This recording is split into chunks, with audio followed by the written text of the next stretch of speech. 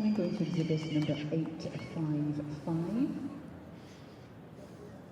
Matt Ashall with Danaway Patience. Fifth prize this morning going to exhibit number 866. Ac i'r de, mae'n llygad ni'n mynd nesa I ymwylio gyda dosbarth yr Eboles neu Adfarch Blwydd yn yr adran C. Mae penderfyniad wedi bod o dan y beirniad. Nicola Jones fan hyn.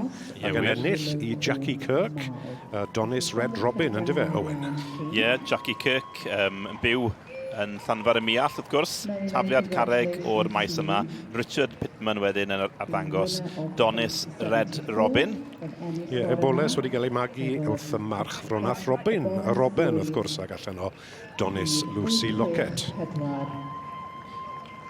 Chloe Deakins hefo Cwm Enfys Gwennan.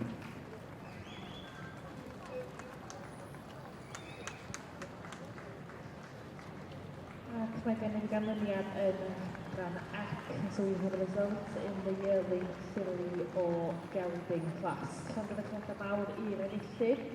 Many congratulations to the winner of this class, number 582, Donis Red Robin, property of Jackie Kirk, and shown here today by Richard Pittman.